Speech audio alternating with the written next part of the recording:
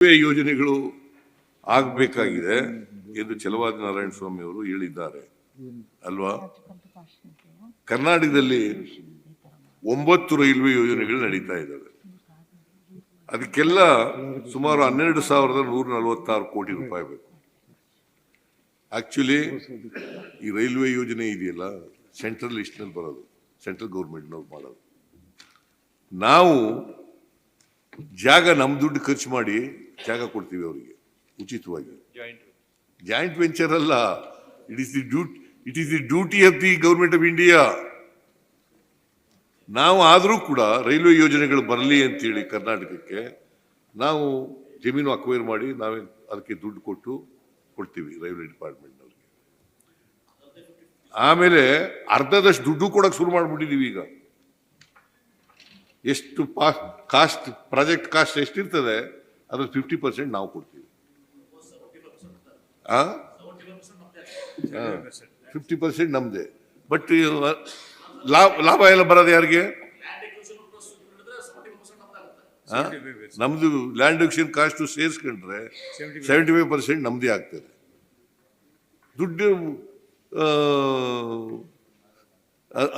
ಇದು ಲಾಭ ಬರೋದು ಯಾರಿಗೆ? ಕೇಂದ್ರ ಸರ್ಕಾರಕ್ಕೆ. ನಮಗ್ ಬರ್ತದ? ದೇಶಕ್ಕಲ್ಲಯ್ಯ, ಗೌರ್ಮೆಂಟ್ ಆಫ್ ಇಂಡಿಯಾಕ್ಕೆ. ಕಾನ್ಸ್ಟಿಟ್ಯೂಷನ್ ಓದ್ಕೊಳ್ಳಿಯಪ್ಪ ಇನ್ನೊಂದ್ಸಾರಿ. There are central list, state list and concurrent list ಅಂತ ಇದೆ. Concurrent list, central list, state list ಅಂತ ಇದೆ. ಇದು ಸೆಂಟ್ರಲ್ ಲಿಸ್ಟ್ ನಲ್ಲಿ ಬರೋದು ರೈಲ್ವೆ. ನಾವು ಮಂಡಿಸ್ತೀವ ಬಜೆಟ್, ರೈಲ್ವೆ ಬಜೆಟ್.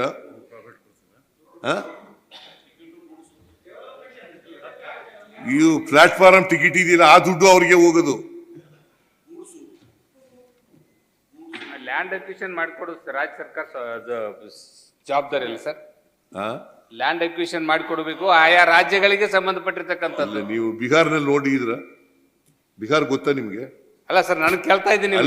ಬಿಹಾರ್ ಗೊತ್ತಾ ನಿಮ್ಗೆ? ಲ್ಯಾಂಡ್ ಅಕ್ವಿಷನ್ ಮಾಡಿಕೊಡು ಆಯಾ ರಾಜ್ಯಗಳಿಗೆ. ಬಿಹಾರ್ನಲ್ಲಿ ಅವರೇ ಮಾಡ್ತಾರೆ ಲ್ಯಾಂಡ್ ಅಕ್ವಿಷನ್. ಲ್ಯಾಂಡ್ ಕೊಡೋದಿಲ್ಲ ಬಿಹಾರ್ ಗೌರ್ಮೆಂಟ್ನವರು. ಎಲ್ಲಿನೂ ಕೂಡ ಇದು ನಾವು ಕರ್ನಾಟಕ ರಾಜ್ಯ ಫಸ್ಟ್ ಟೈಮ್ ಕೆರೆಂಡರ್ ಒಪ್ಕೊಂಡು ನಾವು ಈ 9 ಯೋಜನೆಗಳಿಗೆ ಲ್ಯಾಂಡ್ ನಾವು ಕೊಡ್ತಾ ಇದೀವಿ.